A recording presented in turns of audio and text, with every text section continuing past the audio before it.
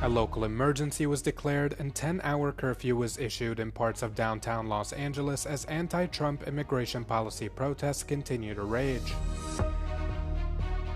A mass and candlelit vigil were held in Austria's second-largest city of Graz to mourn the victims of the deadly school shooting. Israel deported Swedish activist Greta Thunberg along with 3 others aboard the Gaza aid flotilla after it was seized a few days ago. The European Commission has formally proposed new sanctions on Russian energy exports and financial institutions.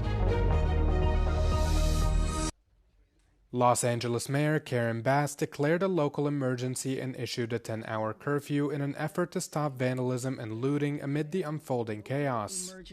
The curfew will run from 8 p.m. on Tuesday to 6 a.m. on Wednesday local time and affects an area just over 2.5 square kilometers in downtown Los Angeles. Bass says the decision had to be taken after 23 businesses in the area were victim to looting and theft. The curfew does not, however, apply to residents of the designated area, accredited media personnel, and law enforcement officers. It comes as protests in the city continue to rage against U.S. President Donald Trump's immigration raids, part of his latest crackdown. The riots were further exacerbated after Trump authorized the deployment of 5,000 troops, mainly National Guard, but also Marines, to quell the riots. The deployment of troops came of his own accord and without Governor Gavin Newsom's request or approval. Newsom has slammed Trump over the decision, which he called unlawful, as he accused the U.S. president of subverting democracy.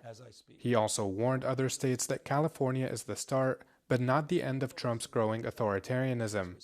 The Democrat governor has also filed a lawsuit against the Trump administration and asked the federal court to block National Guard troops from assisting in immigration raids. A judge has set a hearing on the matter for Thursday. No, it can only go right by having the... Several hundred people attended a mass in the second-largest Austrian city of Graz to mourn the victims of a deadly school shooting. A former student at a high school in the city opened fire, killing 10 people and injuring many more before taking his own life, according to police. There's no immediate information on the motive behind the attack. The 21-year-old shooter, who held no previous criminal record, used 2 weapons to execute the attack, both believed to have been owned legally. Austrian Chancellor Christian Stoker, Vice Chancellor Andreas Babler, and Foreign Minister Beat Meinl Reisinger all attended the Mass at Graz Cathedral. A candlelit vigil was also held in the city's main square to commemorate the victims. Dozens of the city's residents attended the event to pay their respects, including police forces who responded to the emergency. Israel deported Greta Thunberg along with 3 other activists aboard the Gaza aid flotilla, which was seized a few days ago. Upon her arrival in Paris while on her way to her home country of Sweden, Thunberg spoke of the conditions her and her fellow activists were subjected to.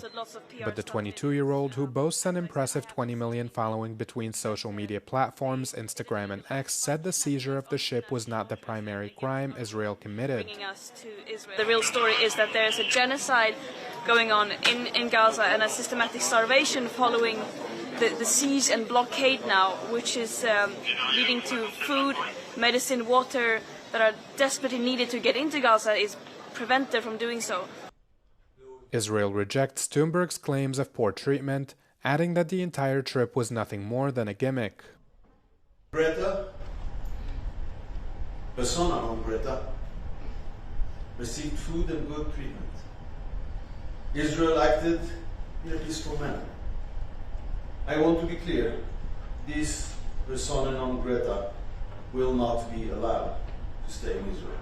Greta and their friends brought in a tiny amount of aid on their celebrity yacht. It did not help the people of Gaza. This was nothing but a ridiculous gimmick, a publicity stunt, and nothing more. 7 others who were passengers on the Gaza aid ship remain in Israel, where they'll be detained for 96 hours before being presented to a judge for deportation. The 4 who were released had agreed to sign documents consenting to voluntary removal. I'm very worried about them. We heard many different messages pointing towards that they would not make it easy. And there were troubles with being able to see lawyers. So I'm very much calling for their immediate release. The Swedish activist pledged to continue fighting for the Palestinian people. She also urged her supporters to demand their governments to exert pressure on Israel to allow the entry of more aid and bring an end to the war.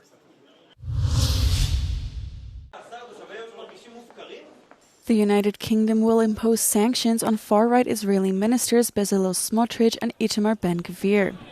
The UK Foreign Office said the ministers have incited extremist violence and serious abuses of Palestinian human rights. They will have their assets frozen and face travel bans, a move Israeli Foreign Minister Gideon Sa'ar has condemned. It is outrageous that elected representatives and members of the government are subjected to this kind of measures. I discussed it earlier today with Prime Minister Netanyahu, and we will hold a special government meeting early next week to decide on our response to this unacceptable decision. Both ministers have acknowledged and criticized the sanctions following the announcement. לא מפחידות אותי. בוז לספר הלבן. אני אמשיך לפעול למען המדינה שלנו, למען העם שלנו. אני אמשיך לפעול ולעשות שלא יכניסו הומניטרי לחמאס. אבל התגובה המילולית תהיה בוז לספר הלבן. אנחנו לא חוזרים לימים האלה. בריטניה ניסתה כבר פעם אחת למנוע מאיתנו ליישב את ארץ מולדתנו. לא ניתן לה לעשות את זה שוב. אנחנו נחושים, בעזרת השם. Both Ben-Gvir and Smotrich have promoted the expansion of Israeli settlements in the West Bank, have called to permanently resettle Gaza's population, and campaigned against allowing aid into the territory. The European Commission has formally proposed new sanctions on Russian energy exports and financial institutions. The measures would curb operations of firms linked to the Nord Stream gas pipelines in the Baltic Sea, expand the blacklist of Russia's so-called shadow fleet, and target Kremlin-backed banks that facilitate international fund transfers. Our objective is very clear. We are reiterating the call for a full, unconditional ceasefire of at least 30 days. This pause in hostilities could serve as a vital step towards reducing civilian suffering, allow space for meaningful talks for a genuine peace. If approved by member states, it would mark the EU's 18th sanctions package against Moscow since the launch of Russia's full-scale invasion of Ukraine. The most notable feature of the package is a proposed reduction in the G7 imposed price gap on Russian oil, first introduced in December of 2022. Russian overnight attack on Ukraine's capital damaged St. Sophia Cathedral, one of the most famous and the most cherished monuments in Ukraine and a UNESCO World Heritage Site. Officials reported that a blast wave destroyed the cornice on the main apse of the cathedral, damaging the monument that embodies the country's spiritual and cultural heritage. Ukraine's culture minister said, quote, "Last night the enemy struck at the very heart of our identity again." Mykola Tuchitsky called St. Sophia's Cathedral, quote, "a holy place that has survived through centuries and symbolizes the birth of our nationhood." The 11th century cathedral is the soul of all Ukraine. Russia is waging its war not only against our cities, it is waging a war against our culture, memory and future, unquote. The management of St. Sophia Cathedral has informed UNESCO about the damage caused to the historic site by a recent Russian airstrike.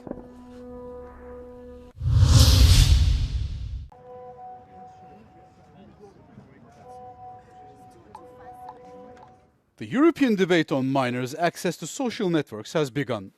3 European Union member states, France, Spain and Greece, are putting forward the idea of a digital majority, an age below which it would be forbidden to connect to platforms. The aim is to protect teenagers and children from dangerous online content. Aujourd'hui, dans les conditions d'utilisation de ces plateformes, il y a déjà un âge minimum, c'est 13 ans. Mais le système actuel, on a tous été des enfants, changer sa date de naissance c'est très facile. Et donc le système actuel fait qu'en moyenne, les enfants se connectent et se créent des comptes à partir de 7-8 ans. Donc ça doit changer, on a une opportunité à ne pas manquer. The three countries believe that the algorithms used by social networks expose the very young to addictive content that can lead to increased anxiety or depression. They also argue that excessive exposure may limit the development of certain skills and alter cognitive abilities. The European Union has enacted legislation in the form of the Digital Services Regulation. The text tackles illegal content such as hate speech, terrorism, and child pornography. For industry representatives, new legislation appears premature at this stage. At this stage, we think that the new rules need to first play out properly. We have not seen all the effects yet. The Digital Services Act for most companies has only entered into force last year. And as I said, we're still waiting for some guidance on the new minor protection obligations. That's why I think it's a little rushed at this stage to already discuss new rules. And I think it's also really important that we take much more into account the reality and the implications for minors in such a crude ban. The European Commission is currently working on an age verification application. Last month, it also published draft guidelines to protect minors. It proposes measures to verify the age of users or to set children's accounts to private by default. The institution is also conducting investigations against TikTok, Instagram, and Facebook as part of its efforts to protect minors.